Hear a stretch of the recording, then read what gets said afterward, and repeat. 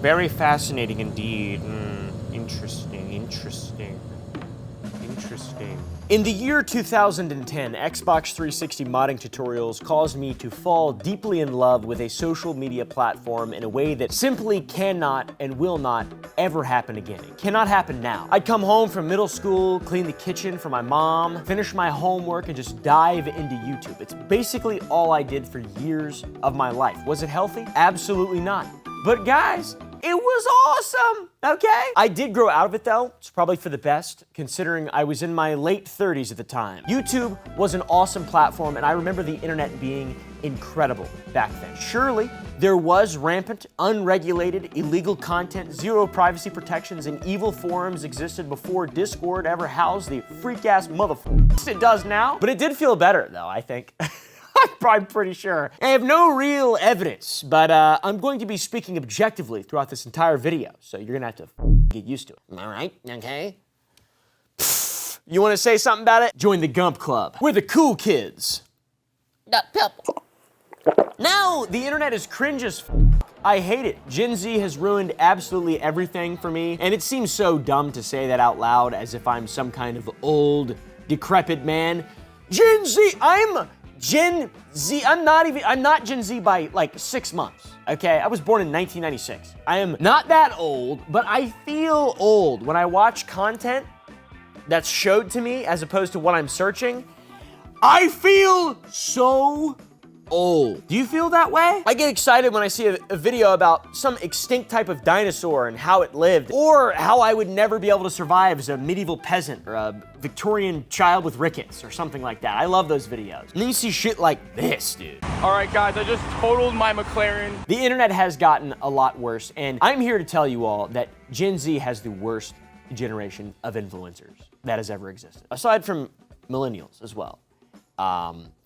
They're all terrible, but for the point of this video, Gen Z is somehow worse. Welcome to another episode of Old Man Pulls Out and Yells at Cloud for some reason. Today we're going to be explaining why content was better back in my day. I should also clarify that by back in my day, I mean 2007 is sort of when I gained consciousness, all the way to around 2014. That was kind of my day, and by better, I mean still terrible, but in different ways. I'm just nostalgic. I'm just being honest with you all. I'm just trying to relate. So, let's establish what exactly we're talking about. Our talking points. Here they are. Okay. Bing, boom, bing, bing, boom, bing, bing, boom, bing. Soup, scoop.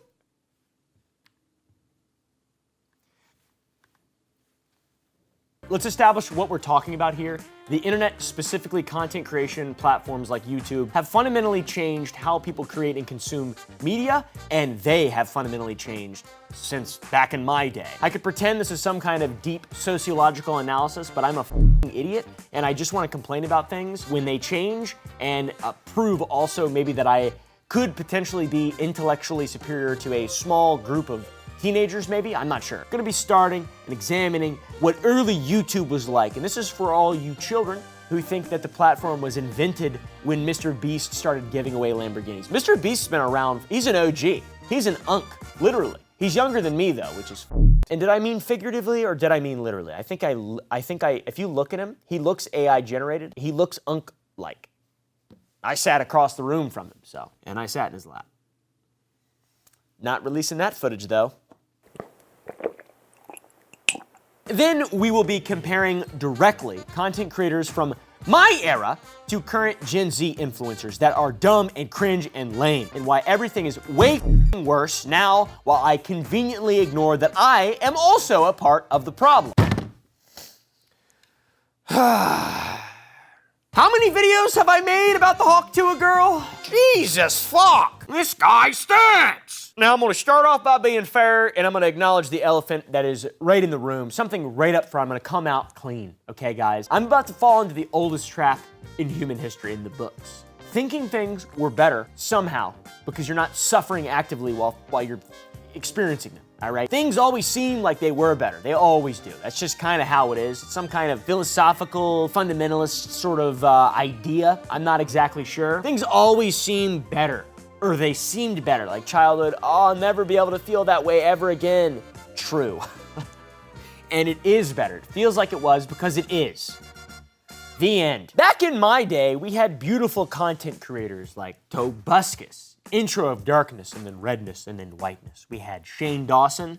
I didn't really watch Shane Dawson much. We had Colleen Ballinger, my goat. We had Boogie2988, and Jay Station as well. I'm not sure when he started, but he was like one of the older ones. These are all terrible examples. This is a list of cognitive impairment, is really actually what I was doing there. I was giving you guys a list of ironically bad ones from the olden days. All the people on that list turned out to be sort of terrible, but the point still stands. Our influencers were better, and there's no arguing about it. So get out of my comment section, broccoli head, you some broccoli head bastard. For real, I believe that content has degraded. So why was old content better? Because the algorithm hadn't evolved to reward sociopathic behavior quite as efficiently as it does now, all right? It still did a little bit, but it's more efficient now. It's definitely better. That's our thesis for today. Generation Z people, these freaks, they don't suck because they suck. They suck because their hair sucks. Broccoli head. It's just a broccoli head thing. I just don't like it. There's something very potent in this bag. This bag of whatever this is. It's all over my desk. Oh, Lord, that's strong stuff. What is that? It's all over my hands, too. It's like sawdust, but it stings. Stings makes my eyes dry. So yes, sit down. I'm gonna be proving you all this stuff. I'm gonna be putting the pudding out, or whatever the proof's in the pudding. I'm not exactly sure. Over the next 30 minutes, you're gonna have to sit down. You're gonna have to pay attention. All right, and it's gonna be easy for you because of this. Easier for me too, I swear to God. It really works. It's good. It makes things better. It really does. Start incorporating it into everyday tasks, and it genuinely helps. Like, I don't understand why, but it genuinely helps. So let's start with a little history, all right? A little history lesson for you zygotes out there who think the internet began when TikTok was invented. Do you think the internet? Nobody thinks that. Nobody's that stupid. That's a terrible, stupid thing to say. YouTube was launched in 2005 by 3 ex-PayPal employees who were supposedly frustrated that they could not find videos of Janet Jackson's popping out at the Super Bowl. Remember that? Remember that when that happened? I think I remember when that happened. I swear I had memories of it, and it wasn't all that, to be honest. That is actually not a joke, by the way. As far as we can tell, that is real. That's one of the reasons that YouTube was started. My career started because 3 guys wanted to see Janet Jackson's pop out. That's wild, man. That's crazy. No nipple online. Change the future. No, change the future. Them p***s are pretty strong. I don't want to say anything crazy or be a misogynist or whatever. P***s are pretty strong. Google bought YouTube in 2006 for $1.65 billion, which at the time seemed like an insane amount of money, and it still is a insane amount of money, but now it's way bigger. Like it's that was in 2006. We're at 2025. It's almost been 20 years. It has? No! That's not good. That just ruined my whole day. Jesus. The real turning point for all of this came in 2007 when YouTube introduced its partner program, which let creators earn a share of ad revenue, and suddenly people could make money by filming themselves in their bedrooms alone, which previously it was an entirely different online business model. That is filming yourself alone, probably peeing white. That's my assumption, is what that means. Most people filming themselves alone, making money, or peeing white, or whatever the people do. Am I right, fellow people? You'll have to maybe fact check that. I'm not sure. I recently peed white. It was crazy. Early YouTube was entirely underpinned and defined by low production values and pure authenticity. It was incredible. It genuinely was a place where people made bad content, and that's it. And it felt cool. Authenticity, by the way, is code for terrible lighting and undiagnosed personality disorders. Videos were shot on taters, based pretty much, with built-in microphones that picked up every single oh, that's like connected to something. I don't want to do that. Hold on. Taters, man. They put my tater on that bone. Somebody put on them taters on there. Some of that original authenticity was code for just really ass lighting, filming your video on taters and having an undiagnosed personality disorder. That does encompass a large section of that authenticity claim that I made a moment ago. They really did use taters to film stuff. I mean, do they even make cameras that bad? Did they ever? I guess they did. No! There was something beautiful about the authenticity. People were not creating content for some weird optimized algorithm or to show off to their friends or to make it seem like their lives don't suck or blow big chunk. The algorithm barely existed. None of that was real. Nobody was filming themselves to be a famous person. People were just being weird, man. They're just being weird. They had no other outlet. That was only 20 years ago that people were getting down. Free spirits out there, man, in the mid-2000s. Yeah! Remember that video, that monkey sticking his finger in his butt and he smells it? And then he falls off the tree? I don't even know if that's real. I just remember seeing that in Austin Powers. Is that even a real video? Roll the clip.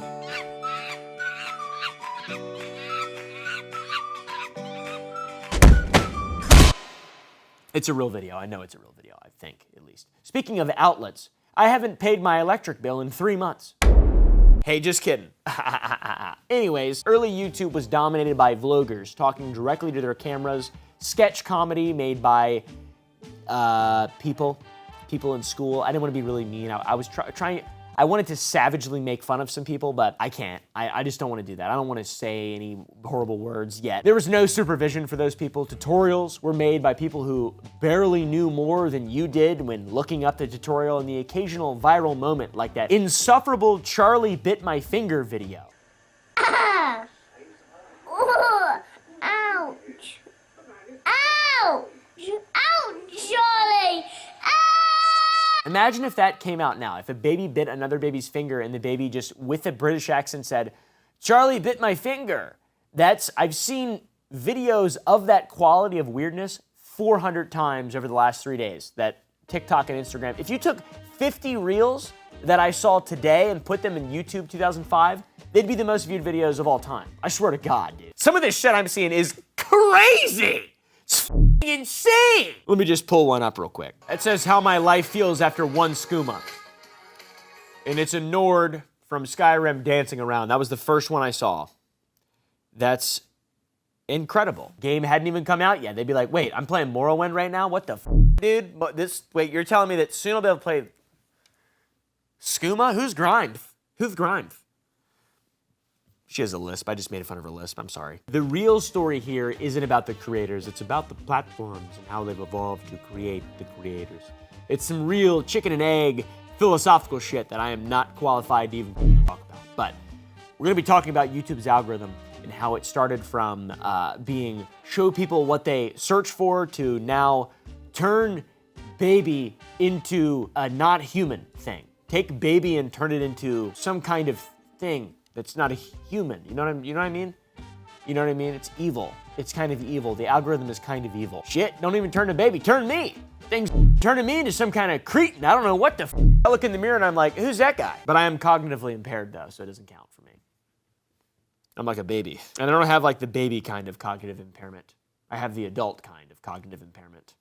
It's way, way more sad. In the beginning, YouTube ranked videos primarily based on views and user engagement, like ratings. Remember at one point there were stars instead of likes? This meant that clickbait titles and thumbnails worked quite well, but only to a point. And around 2012, YouTube made a massive shift to prioritize watch time over view count.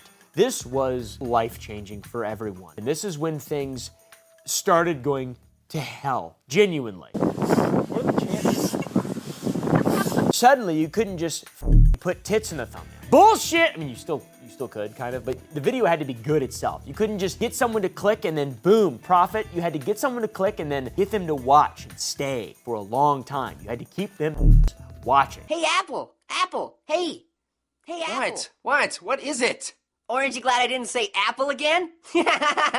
This led to longer and longer videos, manufactured drama, cliffhanger endings that never paid off, the kind of final season of Game of Thrones type shit that we all love, all right? We all love the final season of Game of Thrones. Or honestly, not even just the final season of Game of Thrones, any season of Game of Thrones with some kind of cliffhanger. I don't know what the f I'm talking about. By 2016, the algorithm had evolved even further to prioritize engagement, which would mean likes, comments, shares, and especially watch time. And at this point, things got diabolical, guys. Pineapple pen. You know what drives engagement? Anger, outrage, fear, loathing, hell, controversy, conflict, or something. I'm not exactly sure, but they figured out what cable news figured out 20 years before. The White House hopes to call for a vote on the deadline resolution early next week.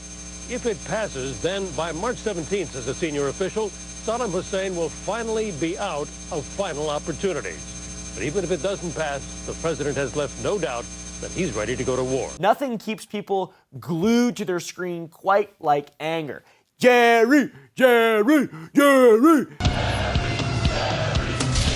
The 90s again, but instead of it being on cable TV, shows that they had in the 90s, the early 2000s on like Spike and all that shit, that just became YouTube as a whole. Biggest social media platform human beings have ever had, ever in their existence to communicate, became the Jerry Springer Show. Yeah, is that a female or man? It's a boy. His name's Kilo. It wouldn't be the first time we had a bitch on the show. How about that? And as you can see by this really cool graph, there is a direct correlation between controversy and engagement.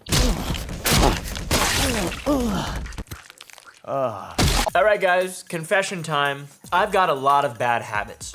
Gooning, vaping, zins, all the bad things you can imagine in a modern young man's mind or body. I do it constantly, just overdo it all the time, or at least I used to, until I started using Fume. Longtime friend and sponsor of show. I also don't have any of those bad habits, and I actually really do like Fume. I really enjoy Fume, and sometimes I get made fun of for it, and I don't really give a fuck. Go use Fume. Go buy their shit, okay? We'll get to the ad. Fume is a flavored air device. There's no vapor, there's no nicotine, it's just natural flavors. They taste amazing. They've got black pepper, maple. I don't even know if they have those anymore, but I've been using it for so long that those are my favorites. So once again, they taste amazing. They last a very long time. You can think of it like herbal tea, but in a sleek, portable design that you can fidget with. You can crank it. You know, you can crank that thing like you're cranking your hog or something. They have a ton of flavors you can choose from. They've got minty flavors, fruity flavors, spicy flavors, all the above. If you want to try it yourself, go to tryfume.com/Oompaville or scan the QR code on screen right now. And if you use my links, my various access ways to the Fume portal, you get a free Fume topper, which sounds like a funny, weird thing, but it's a real cool little thing you can chew on, and you'll get one of those when you order your journey pack today. Don't keep putting off changing your bad habits. Try Fume. You won't regret it. Also around that time, we had Vine and Musical.ly, and around 2019, we got TikTok. That entered the chat. 2018, 2019, everything changed with its hyper short format and freakishly accurate recommendation engine. And it trained an entire generation to consume content. It's been a generation at this point. 6 years, you're a little child, 6 years goes by, you're now a slightly larger child, but your brain has undergone a lot of change, to be honest. And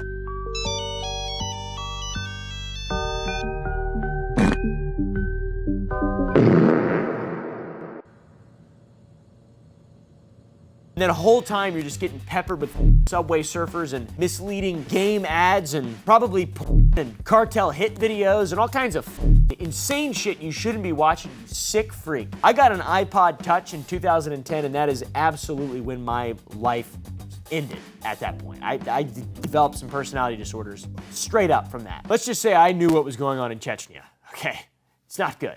It wasn't good, especially then. Sometimes I think back to my childhood and all the times I read an entire series of books in like a few weeks. For example, the Edge Chronicles. I got all of the Edge Chronicle books that were out at the time when I was reading them, which was probably around 2004, 2005, and I read them in a week. I read them, all of them in a week. I sat down and did my school and then read a book and looked at the art, and it was so beautiful, and I just remember laying up on the couch and enjoying the story and just being, you know, just so in the world, and I could never find anything like that on TV, watching movies, nothing. Nothing came close to that book. That didn't last very long at all. Now, I can't even walk without thinking about, maybe the reel will be funny when I look at it in the morning, first thing in the morning. There's a funny picture of a black guy, and he's crouching. It says, me when I get out of bed in the morning, and it looks like he's crawling on the ground. That's my brain, dude. That's what my brain does. I have books, I read sometimes, but it's really hard, and I feel like it shouldn't. Do you all remember that when life was easier? Maybe you should try screaming at cloud with me. What's crazy is how dumb I am by just throwing shade at Gen Z. There's nothing wrong whatsoever, okay? We're all in the same fucking boat here, all right, guys? I'm sure you can feel like that too. But pre-iPad baby, there were book babies. Little bookworm babies. Book nymphs. Now I can't even barely fucking finish a sentence. Finally, during COVID, which was 5 years ago, we see the real resounding rise of live streaming platforms like Twitch and more recently Kick. Twitch is pretty good in terms of moderation and the content that's on there, and Kick is not that great. There's a lack of ethical oversight. It's a cocaine-fueled orgy just all the time. I don't know, cocaine and hookers all day long, every single day. It's pretty cool though, but like not really. All the way back, yep. What the? Train, topping way too fast. Dude, You won't believe what this Kick streamer did! Oh! Yes, I do believe it. And honestly, there's nothing we can do about it. And I make a living off of talking shit about it. So it's like, what the f am I even supposed to do? Please give me more of the garbage, but also not. How about I show up to your door with a gun? How about that, Chumley from Pawn Stars? I'm not actually threatening Chumley from Pawn Stars. It's more of just a general euphemistic sentence. I don't know. I'm not threatening anyone. It's just saying things that are coming out of my head. I'm just like unfiltered, really crazy right now. Really weird and crazy. This is ruining my life and everything I love. Give me more of it. Please. Let's talk about the creators that I watched back in the late noughts and the early tens. Okay? The golden age of YouTube is what I call it when I'm trying to sound like an old f***er. That's when all the golden gods of my childhood roamed around. They roamed free on YouTube, prancing and dancing. Yeah, yeah, yeah. The beauty of early YouTube, though, was its diversity, okay? And by diversity, I mean just different white people doing things that were different. That's pretty much what it was. And Niga Higa as well. That's all I saw on YouTube. I can't think of a single black person. I'm just being real. I'm just being real, okay? Let me think. KSI. There we go. There's one. Probably shouldn't say one like that. People are going to think I'm racist. It's true, though. I don't know what the That guy with the big spoon, he was on Vine. Forget what his name is. The guy that laughs like a dolphin. There was very little diversity and very little racial equity when it came to what I was consuming. And it wasn't like I was a racist 11-year-old or anything like that. I guess I was 13. Maybe I was racist. I wasn't. I'm just fucking kidding, all right? It's a fucking joke. Fuckers! I feel like that's a funny joke. I feel like most of that you can put in there. Who gives a fuck? Take Jenna Marbles, a content creator that I watched all the time with my sister. She built an empire on making funny shit really early on. So in order to make this an accurate video, I started as if I went to the beach or something, no makeup.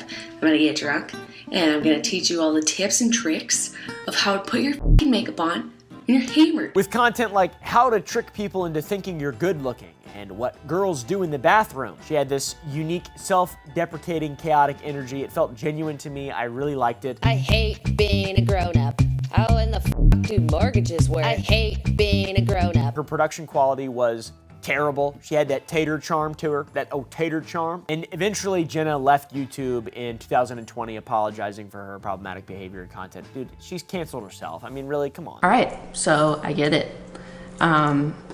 Feel like we're at a time where we are purging ourselves of anything and everything toxic, and I'm being requested that I address things that I've done in my past. Sure, things were different. The end. She's an awesome person. She apologized for it. Cool. Anyways, she really didn't have to do that though. But like, you know, I'm not mad at her. Jenna's awesome. She's a legend. No hate whatsoever.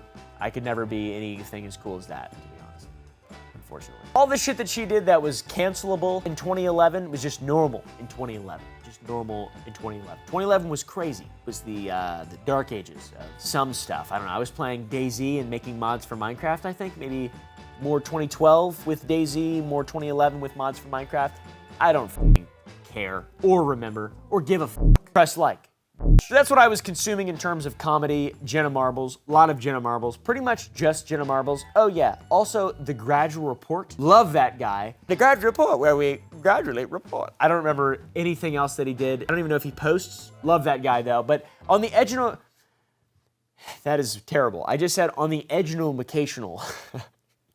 On the educational side, we had creators like Destin from Smarter Every Day who made videos explaining various scientific concepts with the enthusiasm of a Alabama-based golden retriever who just discovered physics. And so if you have gasoline down here in the bowl, down here, all full up right here, what you do is you have a little bitty pipe right here, like a straw, that goes up and goes into the center of the venturi. And what that does is that creates a little bitty jet of liquid that comes up right here because of that vacuum. And then once that happens, it mixes and then it goes downstream into the engine like this. Videos about shooting bullets underwater or spinning in reverse actually taught you something while entertaining you. This guy, he made really high quality videos. He didn't use a tater. This guy's a fucking genius. I love Destin from Smarter Every Day. I would love to eventually do something with him. That's a crazy thing to say out loud because why would he ever fraternize with me? I'm the enemy.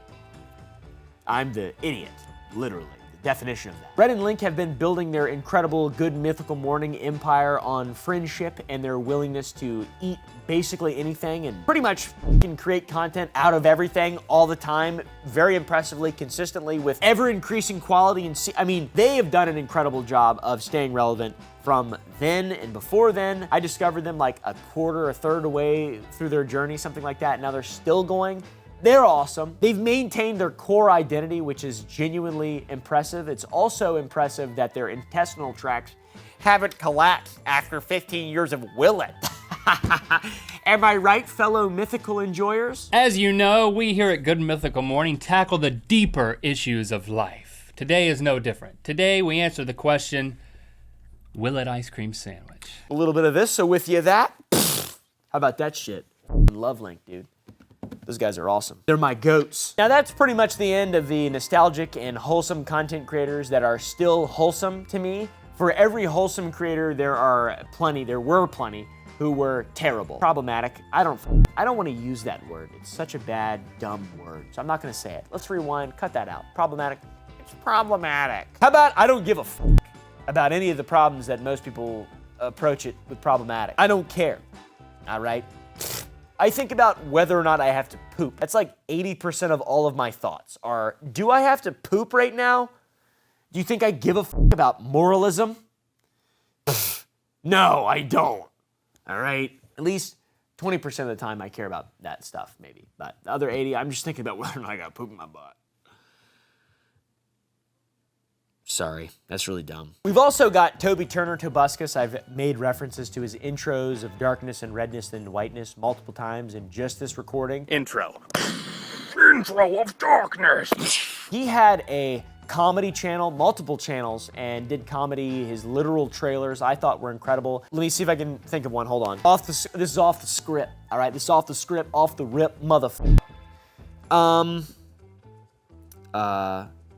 Stargate. Ubisoft Sparkle Fading.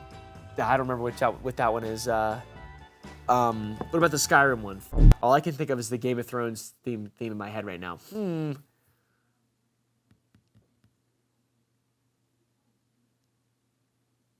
I gotta look it up now. Skyrim literal. Tobuscus. Bethesda Game Studio should probably fire their helicopter cameraman. Let's see. Should probably fire their helicopter cameraman. Ominously lit carving of some dragons. Cameraman.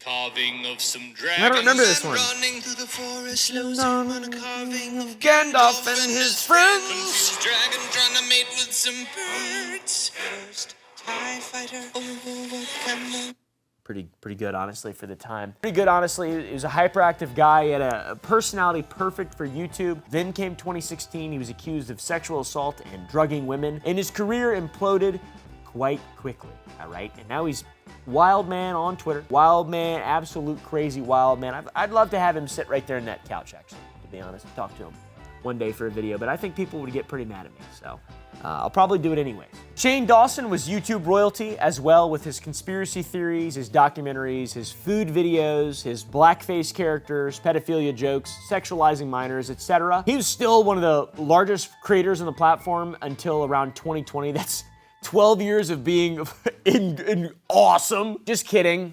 Just kidding, it was just a joke. That's 12 years of being insanely, dangerously epic before he felt any real meaningful consequences. He even did that dumbass sociopath documentary with Jake Paul. I remember getting in arguments in the comments with people from that, I don't know, what a crazy era. That seems like one of the main differences between content creators now and then. It took forever for people to have consequences for their actions then, and now it's just like, if you do anything at all, you instantly get canceled. You instantly get canceled. Although the cancellations from back then seem to be more severe than the cancellations now. Nowadays, you can survive one, it seems. Even if it's really bad, you can just kind of survive it. Another fascinating thing about early YouTube is how it operated with almost no oversight. The content ID system didn't exist at all. Community guidelines were not very well enforced. You could not show people dying, but you could kind of hide people dying and you'd get away with it. It was very loosely enforced. Everything was loosely enforced. It was the wild, wild, wild, wild, wild west. And I think what that means is that our golden age creators weren't better by any real measurable metric in terms of morality and ethics or whatever, because they're all, you know, bad. People just get mad at them because everyone was more okay with stuff. It's just that the algorithm has changed. That's the main difference. The algorithm has just changed, and now it doesn't operate off of authenticity, it operates off of outrage. And that's why everybody gets in trouble more as well now too. The early YouTube algorithm didn't actively promote the most extreme and outrageous content to the degree that it does today. Although people make jokes all the time, like what if you gave Sprite to a Victorian child, you know, that would explode or something like that. I mentioned earlier, if I took the top 10 reels I have on my Instagram feed right now and I put them on YouTube in 2005, that shit would explode. There's some content out there that would make people's brains catch fire back in those days. I mean, really. There's some shit that I've seen this week from AI that I'm just like, is this even, am I even legally allowed to look at this? What is this? What the fuck's going on right now? So what about the creators of today? How have they evolved in this algorithmic hellscape, my friends? Let's take a look at the horror show, all right? Let's go down the list. Let's take a look at the horror show and let's get angry. Let's get outraged together because I'm gonna get really mad. My heart rate's gonna, my blood pressure is gonna, my penis, whoop. Nope, just kidding. That's not real, not real. I'm not gonna pee white today, I don't think. How's that even work? Welcome to the Algorithmic Thunderdome, where these broccoli-headed idiots fight and battle for your attention and your engagement in increasingly desperate ways. Let's examine what exactly happens when platforms evolve to reward maximum engagement at any cost. They distance themselves from Christ. Or whatever. First, I will acknowledge something important. Production values have skyrocketed. Early YouTubers filmed with taters. Hi, I'm Phil. Welcome to my video blog, which I hope you're very excited to be a part of. Today's top creators have multi-million-dollar studios with entire teams of production professionals, etc., and the content is still diarrhea dog shit, but it looks good, it's clean, it's sharp. You can buy a $120 camera now that looks better than basically anything that wasn't filmed for the last 100 years, pretty much. So the quality of the content has, well, the compression quality of the content has improved drastically. The actual quality has not. Got Rizzler. Exhibit A of this, maximum quality. That is Mr. Beast. Also, a lot of thought outside of just the physical quality of the videos. He's the undisputed king of modern YouTube. Jimothy, Mr. Beast, Mr. Donaldson has built an empire by understanding the algorithm better than anyone else. His videos cost hundreds of thousands of dollars, sometimes even millions of dollars to produce, which is crazy. They're YouTube videos. He gives away cars, houses, and obscene amounts of cash and has been for a ridiculously long time, and he's aggressively wholesome. I don't know though. This guy's content in and of itself has changed YouTube fundamentally as well, beyond just the actual algorithmic changes. He has figured it out. Mr. Beast, the Mr. Beastification of YouTube has led to content being worse by a lot. Less watchable, less authentic, more hyper-focused on numbers and things that don't really matter. And it really isn't Beast's content. Some of his videos are pretty cool or objectively interesting, whatever. I don't know. There's a lot of haters of Mr. Beast. I'm his top guy, okay?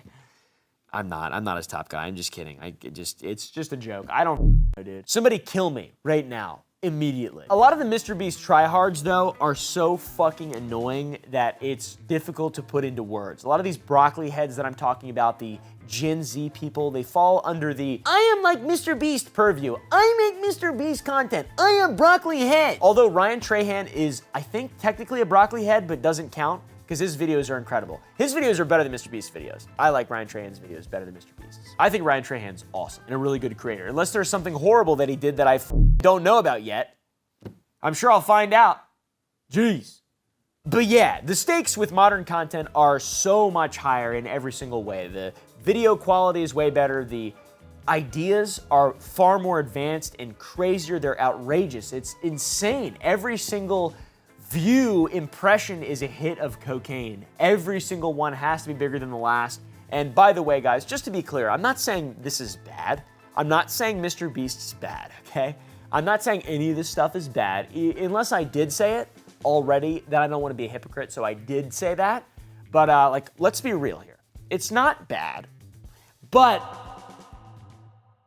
it's not that good either. It is the perfect adaptation to an ecosystem that rewards spectacle over substance, but also substance. And somehow maximizing spectacle and substance. By the way, the movie Substance, very interesting movie. My fiance let me know repeatedly that those were prosthetic breasts on that woman that was in the movie.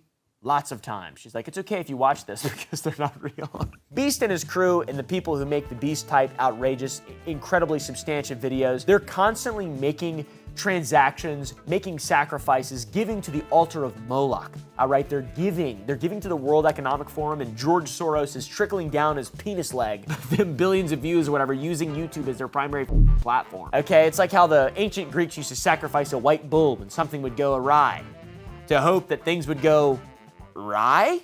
What's the opposite of a rye? Good? Fine? Make good thing from bad thing, potentially. Put idea in, get money out. Now, for every impressive adaptation like Mr. Beast, there are dark examples. Far darker than Beastification, which is dark as it is. The Beastification is dark, for sure. Let's talk about Jack Doherty, all right? The ultimate broccoli head. I don't know if this guy's 15 years old, 16 years old, 17. I think he's like 34. I have no idea. He's got a broccoli head and he's got a toddler body. He's got a toddler body and a broccoli head, and he's built his brand on doing increasingly stupid stunts. Not even dangerous stuff, just stupid shit, dumb shit. And he has like just a way, like flicks his hair, like, just like, you know, I'm a broccoli head. I'm out in the garden patch because I'm a broccoli. I'm a cruciferous vegetable. Shut the up, I'll pluck you. All right, and I'll dice you up and I'll steam you. I won't boil you because we'll lose bioavailability and nutrients, of course, because you're broccoli or whatever. But I will steam you and I'll eat you. I'll consume you, bro. Little guy. Take, for example, a few months ago, Jack Doherty crashed his McLaren and almost killed his friend and just kept filming and was just like, give me the camera. I hurt my clavicle. Ow, ow, broccoli head. Ah. I don't really remember anything else about that video. It's terrible. It's traumatizing for me watching it. He's just such a toddler body. It's ridiculous, to be honest with you guys. It's ridiculous, to be honest with you. I have a bag of dirt, what it looks like dirt or something. Some kind of unknown powder. It's making me tingle at both ends. How many ends do I have? 2?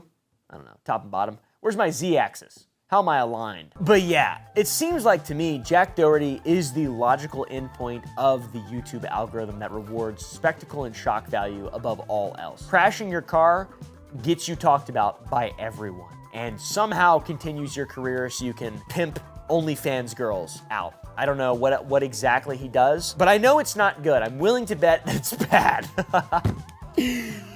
Really bad, all right? Really bad. Endangering your friends? Millions of dollars, so much worth money, big time. Everybody loves Jack. Nobody actually genuinely watches Jack Doherty. He's one of the most hated men on the internet right now. And this is an internet with people like Neon, who isn't even that hated now, I think. Speed's done a lot of dumb shit, but he's pretty awesome, super entertaining. There is nobody that I can think of, aside from Johnny Somali, but he's in jail, nobody that I can think of who's consistently as insufferable and bad and continuously worse, somehow still gets away with it as Jack Doherty. And just like,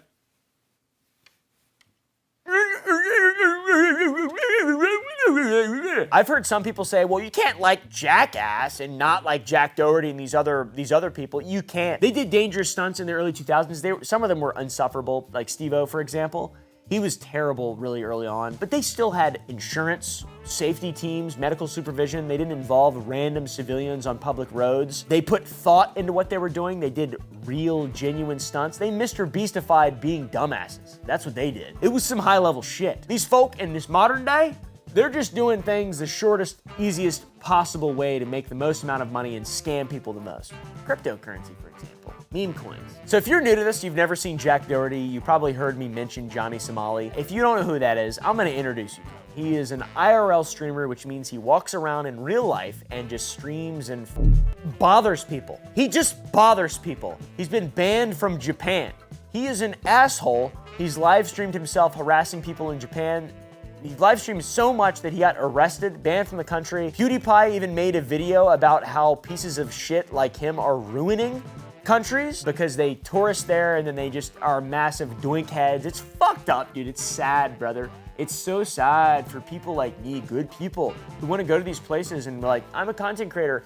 I'm embarrassed to be an influencer because of people like Jack Doherty and Johnny Somali and a lot of others. There's like lots of others that are just make this incredibly embarrassing. I don't tell people that I make videos. I tell them that I do media. Jack Doherty is an idiot kid who has a chance to still be redeemed at some point in the future, probably. Johnny Somali is irredeemable. He is a gigantic piece of shit. His whole content strategy is harassing innocent people. His shtick is not to say IP white and people think that that's funny. His shtick is to go to public places, target random people, say offensive things, for example, in Japan about Hiroshima and Nagasaki, joking about hundreds of thousands of people getting vaporized to end World War II, and then he live streams it all for donos, and then turns on TTS. Platforms love that type of content. They heavily reward him, or have for a little while, but he did it so badly. I think he's in jail forever now, or I think he tried to walk into Mordor or something? I have no idea. Got snatched up, dude. His clips have gone viral so many times. His own content doesn't really do that well. His streams don't really do that well, but he's incredible content. Reaction videos to his behavior rack up millions of views. It's a cycle of outrage that generates attention and translates directly into money for people like me. Not so much people like him, which is good, but it's still a thing. People want to do what he does because it's an instant way to get people talking about you and get famous. Now, this brings us to platforms like Kick, the live streaming site that is basically Twitch without any sort of moderation. The inception of Kick, to be honest, seems like it was just made so people could gamble not on Twitch and live stream themselves driving 150 miles per hour and just be generally degenerate. There are a lot of good creators on Kick, to be fair, but there's a lot of just terrible bad ones because they're not allowed on Twitch. And Rumble, like, let's be real, Rumble is just, I don't even know what Rumble is at this point. You go on Rumble, it's crazy. A lot of people want me to get on Rumble. Hey man, I'm not gonna get on Rumble, okay? I'm still allowed on YouTube. Why the would I get on Rumble? That's a sound, by the way. Rumble. So if it's taken you this long to get the point of this video, things used to be way better. Now they suck, and there's nothing that we can do about it. We've got the fucking Hulk 2 bitch now. What is it? What is that? That didn't exist 20 years ago. We had bum fights, but we didn't have Hulk 2. I'd rather have bum fights than Hawk 2. What would you rather have? Vote down below. Hawk 2 girl or bum fights? Obviously not bum fights. That's a travesty. I suppose the main difference is that the dudes who made bum fights had to work really hard and try their absolute best for a long time to develop a cult-like following of people who wanted to watch bums fight and were just bad people. Whereas now, you just have to be loud and IRL stream, and you're that thing now. You attract the same audience. It's way easier now. It's just easier now to be bad, and yeah, it was better. It was better. The end. That's my argument. Anyways, thanks for watching. If you guys enjoyed, press the like button if you want to see more videos. Smash that subscribe button. I have no idea. Go to sour.gg, buy some candy, like I mentioned, and go to the Gump Club to watch uncensored videos. I'll see you in the next one. Oh, lest we forget, tune in every Monday, Wednesday, and Friday at 9 p.m. Central Standard Time to watch The Too Late Show live.